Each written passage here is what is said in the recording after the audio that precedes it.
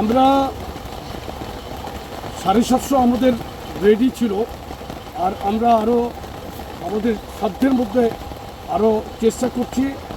আর এটা তো আজকের জন্য 750 ইনস্ট্যান্ট। আমরা গতকালকে সন্ধ্যায় বলার পরে ইনস্ট্যান্ট এখানে 750 প্যাকেট। এর মধ্যে কিন্তু চাউল আছে আপনার, আর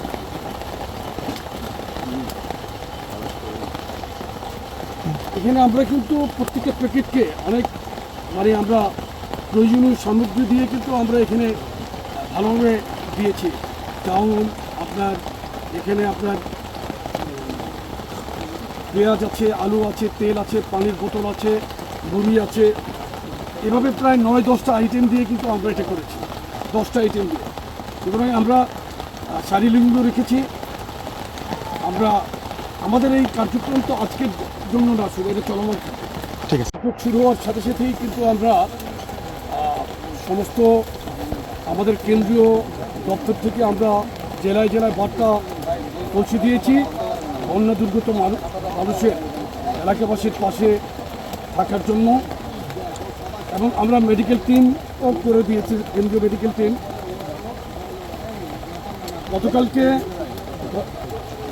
গতকাল আমি ঢাকা থেকে চট্টগ্রাম এসেছি। আজকে সকালে রওনা দিয়ে শহর থেকে বাঁশখালীর এই পাহাড়ছড়া ইউনিয়নে আসলাম। আমি যা শুনলাম যে গতকালকে পানি একটু কমেছিল, আজকে আবার পানি বৃদ্ধি পাচ্ছে। তো মানুষের তো অবশ্যই কষ্টে আছে। সরকার যথাসাধ্য চেষ্টা করছে। কেন্দ্র থেকে একজন মন্ত্রীকে দায়িত্ব দিয়ে, প্রতিমন্ত্রীকে দায়িত্ব দিয়ে সরকার তার কর্মকাণ্ড পরিচালনা করছে। এবং ত্রাণ প্রতিমন্ত্রীকেও আমি চট্টগ্রামে দেখেছি গতকালকে।